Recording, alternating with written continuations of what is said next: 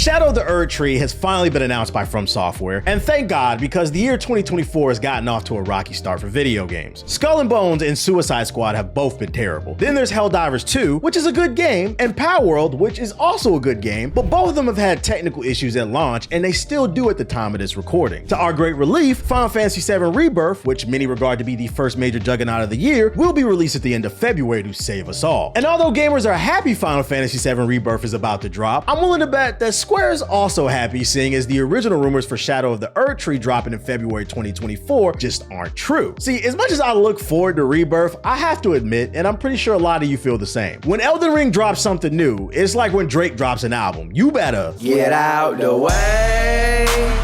Pretty boy coming through. The downloadable content is scheduled to be released on the 21st of June 2024, and it'll cost you $40. Given that the asking price for this DLC is quite high, you might be wondering what exactly is included in the package. You might also be curious what my wish list is, seeing as, I love the game. Well, I'm here to provide you answers to those questions, and we're gonna dive deeply into what you, the viewer, want from this expansion. Plus, we're gonna include a few jokes, so make sure to remain until the very end of the video to watch that community portion. Before we discuss the new features or what the community wants, let's first investigate what we all know about Shadow of the Erdtree's lore. Now, according to the findings of my investigation, this DLC will take place in a whole new region known as the Land of Shadow. There is a physical separation between it and the lands between, which is the location where the base game takes place. Having said that, I will say that the Land of Shadow does in fact belong to the same reality as the lands between. Miyazaki, the director of the series, has stated on multiple occasions that the scale of this new place will be comparable to that of Limgrave. Regardless of whether or not you can remember which region that is, all you need to remember is that that's the first area in the game where you encounter this son of a bitch. I feel like he's about to explode. I'm gonna risk it. What the fuck? Oh no! Oh, where did he come from? Yo, chill. Nah, we not ready for that. Now the next question is, what exactly is going on in Shadow of the Erdtree? Hang in there with me as I do my best to explain this as simply as possible. Mog, the Lord of Blood, is the name of a boss fight that is optional in the base game of Elden Ring. After you defeated him, you'll see a cocoon that's cracked and has an arm dangling out of it. In the original game, the only thing you could do was stare at it, but the director of Elden Ring has verified that this is the point at which you enter the new Shadow Realm that's available in the downloadable content. So pro tip, if you haven't beaten Mog yet, I strongly recommend you look up a video on YouTube explaining where you can find him, beat his ass, and then you'll be ready for the DLC. From that point on, you will be following in Miquella's footsteps on your journey. Now, if you're not familiar with Miquella, then you haven't been paying attention. During the course of your time spent playing the base game, you will hear that name quite frequently. He's the twin brother of Millennia, who's notorious for whipping my ass for 15 hours straight. God damn, bro! It's like, I feel like I be in a pattern and then she get going. What is she doing that shit?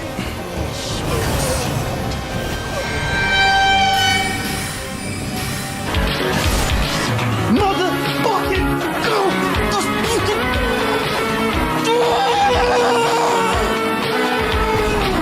stop playing with my body, boy! I didn't use no summons. You gotta level up your weapons. You gotta do this, you gotta do that. I soloed her. I faded that hoe. Miquella's gonna play an essential part in the DLC. The plot of Elden Ring is essentially about a group of demonic royal families vying for control until you finally pull up, air it out, and then become the new Elden Lord on the scene. Prior to his disappearance into the Land of Shadows, it's revealed that Miquella had stripped himself of his flesh and golden lineage. The issue is that nobody knows why he stripped himself of his lineage, and nobody knows why he disappeared into the Shadow Realm. And growing up as an anime fan, this is even more confusing for me, because if it's one thing Yugimoto taught me, it's that you never want to end up in the Bronx. What are you gonna do, Yugi? Send me to the Shadow Realm? Shadow Realm?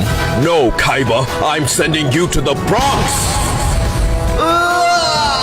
But jokes aside, the most jarring thing about this trailer is there's a red-headed gentleman heavily featured throughout. Seeing as we currently don't know exactly what Miquella looks like, I thought this red-headed man was Miquella, and he was cooking up some nefarious schemes for the lands between. The only problem is, a lot of my viewers are hardcore Elden Ring fans, and many claim my Twitch chat at twitch.tv/the Black Hokage, wink wink wink, that is not Miquella, but instead Mesmer the Impaler, which is another demigod you're gonna have to fight, and is reported to be on par with the other demigods in the base game. Hence, why he's sitting on Margaret's throne. So this has created even more mystery around Millennia's brother and his motives. Lately, I've been watching every Elden Ring lore video on YouTube trying to piece this puzzle together. When I find one new connection to my web, I'm over here thinking like, but hey, that's just a theory. A game theory. The director of the game also mentions that the queen will be involved in the narrative to some capacity. Miquella followed her to the lands of shadow because, as far as everyone knows, she was involved in some sort of activity there. There's a possibility that the reason why this Shadowland was separated from the lands between will be explained in the DLC, but only time will tell. So instead, let's move on to the gameplay. One thing that I'm certain of is that the size of the Shadow Realm will be comparable to that of Limgrave as described earlier. What I neglected to mention is that this is not just an open world. The DLC will not only have a new open area, but it will also include a number of secret dungeons, both small and large, for the player to discover. And judging off how the base game played, I believe it's reasonable to predict that both the small and large dungeons in the DLC will have powerful bosses and loot of the highest quality. It's been confirmed by industry veteran Okami13 that Shadow of Erdtree will have more than 10 new boss fights, 8 new weapon categories, and bosses that are on par with Millennia in terms of toughness. Additionally, the overall difficulty of this DLC will be comparable to that of the main game's endgame, so please don't come in here lacking. To keep things challenging, it's recently been revealed this DLC will sport a new leveling system. The game's director has described this new leveling system to be something akin to Sekiro's leveling system. When asked, Miyazaki said the system was added to replicate the freedom you had in the base game to explore and level up for fighting bosses. Basically, if you're one of them level 300 players, do not expect to just run through this expansion because everyone got nerfed. If we take a look at the reveal trailer, we'll get a bunch of wide shots of the land, enemies, and the game's mechanics. What stood out most to me is at the 155 mark, you'll notice the players doing a bunch of martial art kicks, something akin to Liu Kang's bicycle kick. I'm curious to know, is this just an ability or is this a whole new fighter monk type of class? If this is a new starter class, I am gonna feel tempted to start a fresh new gameplay run. Another major takeaway from this trailer is at the 257 mark. If you look at the bottom of the screen, it says the DLC will be playable on PS5 and PS4. Now, excuse my ignorance, but I was unaware that Elden Ring was on the PlayStation 4. Have one of y'all played it? Can anyone in the comments let me know what that PS4 version of the game looks like? Because in my asshole brain, all I see is...